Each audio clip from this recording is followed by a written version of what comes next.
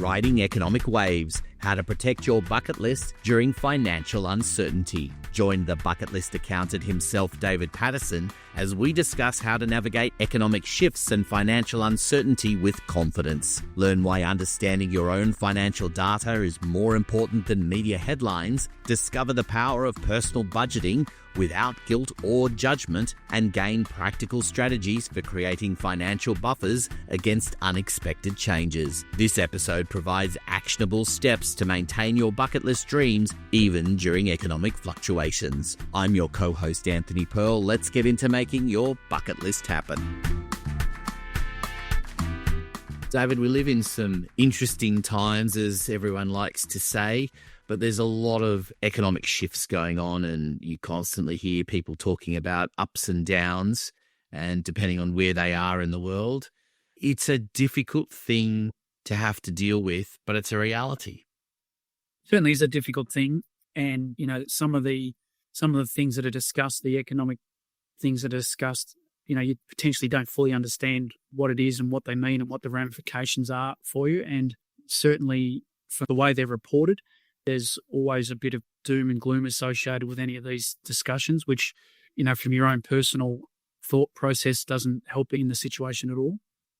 Yeah, I think that's part of it as well, isn't it? There's the coping with it, but there's also in two levels. There's the being ready for it in terms of your finances, but also being ready for it mentally, because there's a lot of distractions and it's hard. You can get absorbed in that.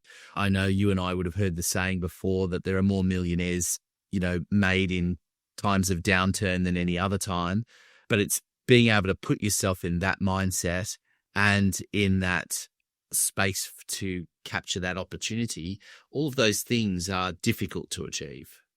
Oh, absolutely they are. And I heard someone say the other week, and I'm going to butcher it, but the more you can ignore the noise and the hype and the media and actually focus on the actual data and the detail of what it is they're talking about, the easier it becomes to understand and the easier it becomes to see what the impact is going to be on you. Because I think in a lot of circumstances, take interest rates, for example, any sense of an interest rate rise, it's just reported about how much it's going to cost a family and what that's going to mean. And there's a lot of negative connotation to it. But I think if you have the capacity to be able to dig down and go, okay, well, if it is an interest rate rise, rather than look at what the average mortgage is, which is what normally gets reported, look at what your mortgage is and what the impact for you is.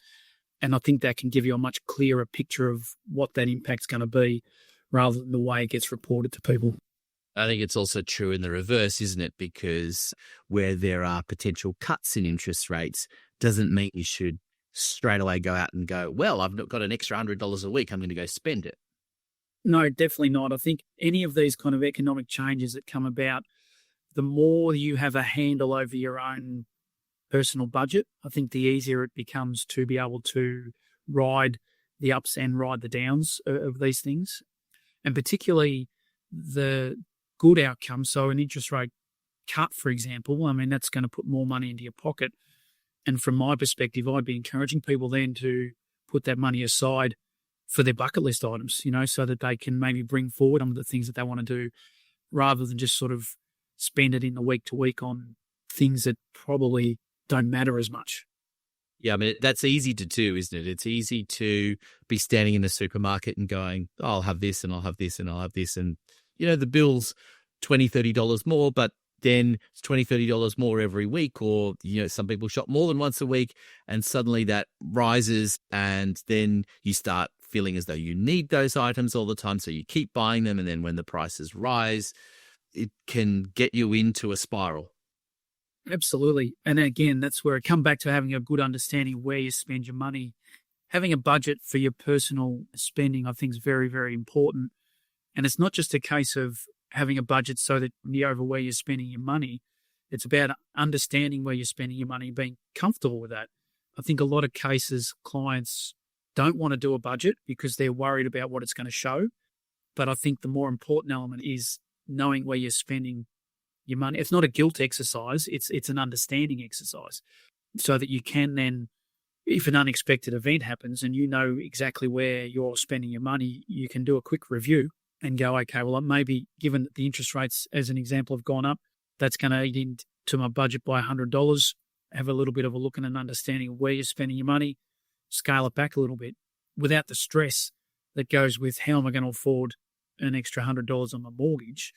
Those that have a really good understanding of what money's coming in and where their money goes, I think can adapt much quicker to a adverse economic change. Yeah, and I think, again, that's something that you have to work at, right, in understanding where it's coming and where it's going. The coming in is relatively easy to understand, but the going out can sometimes be a little bit harder because there's often lots of little bits and pieces, isn't there? And it's trying to encapsulate that, and the whole concept of doing a budget can be quite daunting. So working with someone such as yourself is important in that aspect. Oh, absolutely is. And it certainly is daunting. And I think it's daunting in a way that I think doing a budget's got a really negative connotation, I think, to it. I think when you're asking people to do a budget, their first thought is, one, are they going to judge me for where I'm spending my money? And two, they're going to ask me to cut spending in certain areas. For me, the budget is anything but that. It's about getting a really deep understanding of where your money goes. And it may be that you get a surprise to say, gee, I didn't realize I was spending this much money on coffees, for example. I can cut back on those a little bit to allow us to have more money available for something else, a holiday or whatever it might be. So it's not a guilt exercise. It's not a cost-cutting exercise. It's a understanding exercise. And once you understand the data and know the data, then you can make more informed and better decisions.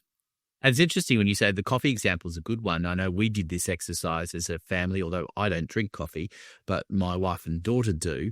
And they worked this out some time ago and said, well, if we stop buying the coffees and we put it towards buying a coffee machine, ultimately that investment's going to pay off. Yeah, that's right.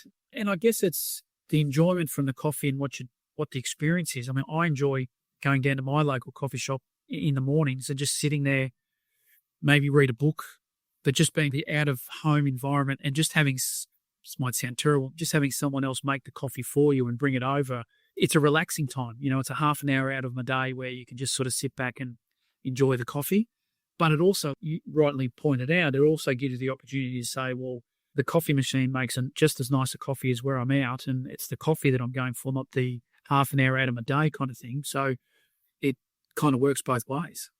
This podcast is brought to you by bucketlistakcounting.com.au. Speak to David Patterson and his team if you want to take better control of your life and business, helping small business owners like you be successful designing the life of your dreams. Go to bucketlistakcounting.com.au or check out the show notes for more information. Now back to the program. Yeah, exactly. It's part of the experience, isn't it? That you have to work out what the value is, because there are some things where it's easy to say, well, a cup of coffee costs me $4.50 or whatever it costs, but it's the experience that you can't always put a price on. It's the walking into the coffee shop and, them knowing who you are and having a little bit of a conversation about it, sitting and enjoying the sunshine, the passing traffic, whatever it might be. All of that's part of it, and it's hard to always put a price on those things.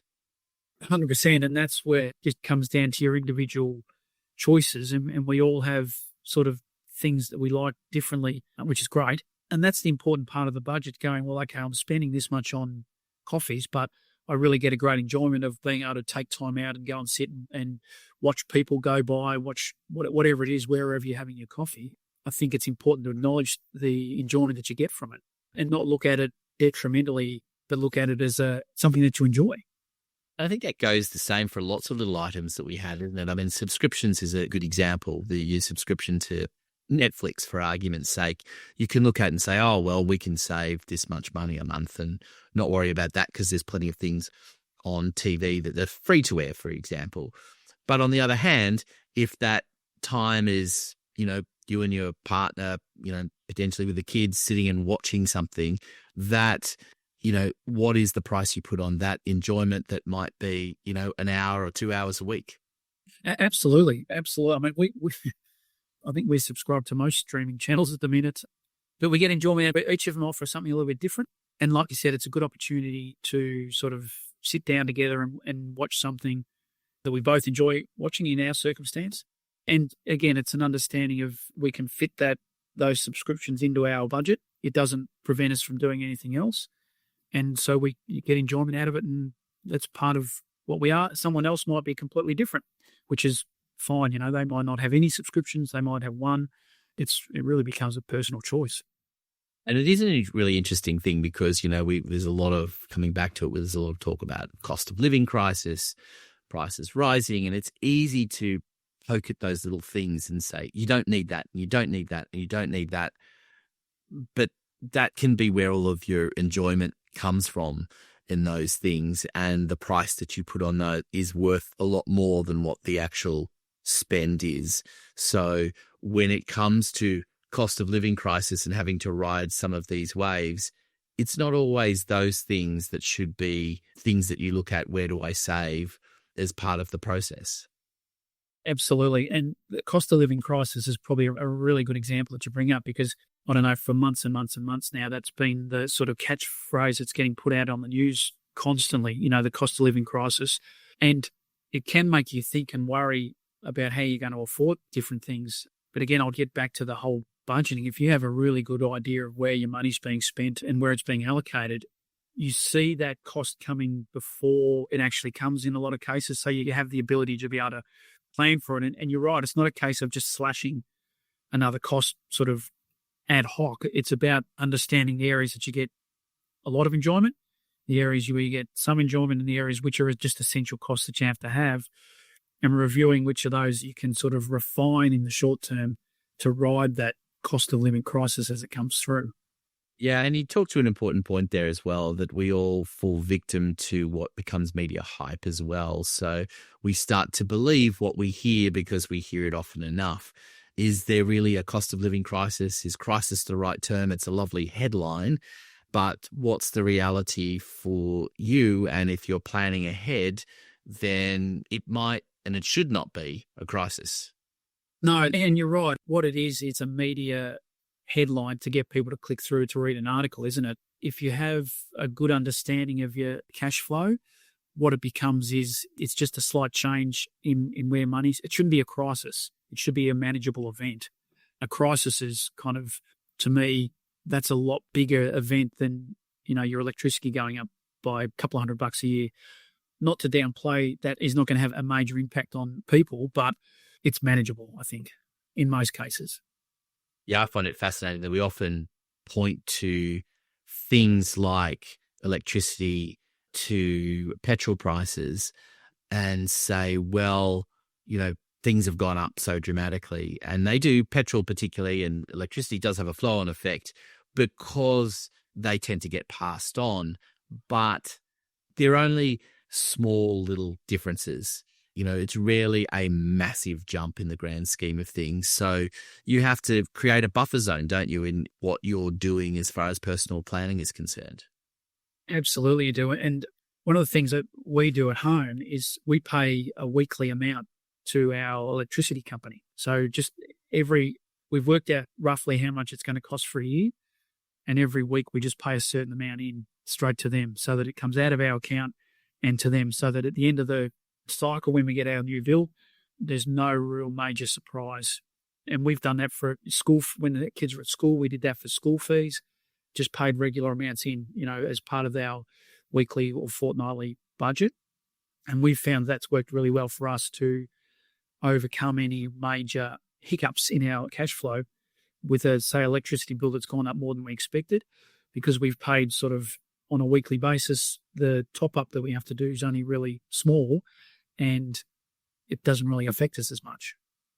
And I gather the same logic applies to small business owners, that I know you deal with a lot of those as well, that planning in the same sort of way so that you're not immediately going, right, our electricity bill's gone up, the petrol's gone up, so we're raising our prices by X%. Yeah, absolutely. If from a business perspective, it's the same thing. If you've got a reasonable understanding of your expenses, then any increase in these other costs, you don't have to have a knee-jerk reaction to them. You can work your way through them in a planned kind of systematic way so that you're not making rash decisions just bumping prices up because the perception is that the fuel cost, for example, is going to really bite you from a bottom line perspective.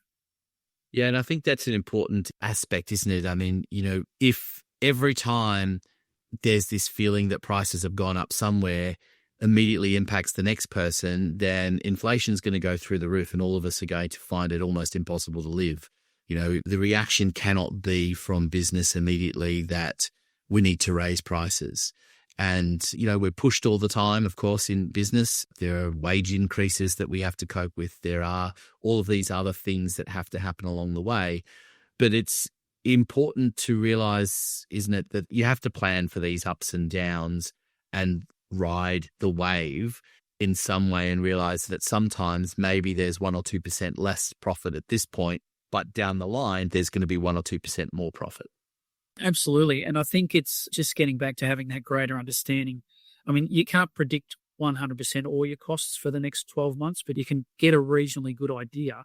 And as part of that system of having an understanding of what your costs are going to be is also building in a cash flow buffer.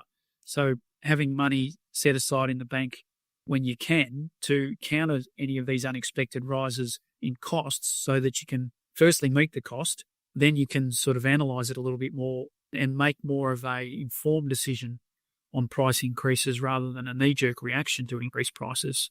I think that overall control over how your business is run becomes really, really important, and it certainly allows you to handle those adverse situations a lot better. I think the important thing for people listening in to understand as well is that having a relationship with your accountant to help guide you on this is really important. And if you don't get that from your current accountant, then contact David. But but that's the truth, isn't it? That it tends to be that people are sitting there, might be listening to this right now, thinking, "Oh my goodness, there's a whole lot of things that I've got to do, and how do I go about it?" And it's a bit overwhelming. But you should be being helped through this process. 100%. And the one thing I would say is that the clients of ours that we meet regularly, so quarterly meetings where we're reviewing performance and planning, the next quarter, those clients find it a lot easier to manage any unexpected circumstances because they're a lot more over their business and over their financial situation. So the constant planning sort of prevents any sort of rash decision-making or sort of stress about a change in circumstances. So you're right, to have someone that you can bounce off constantly helps you ride those waves, both good and bad. Well, it's a good point for me to say, because you're too modest to do it, to remind everyone to check out the show notes of how to get in contact with David, because you really do need to work with David or someone like him to maximise your opportunity to achieve your own bucket list and ride the waves. The Bucket List Accountant podcast is brought to you by David Patterson and his team at Bucket List Accountant. Go and visit their website for more information, details, of course, in the show notes. I'm Anthony Perl, your host from Podcast Done For You. We look forward to having your company in the next episode.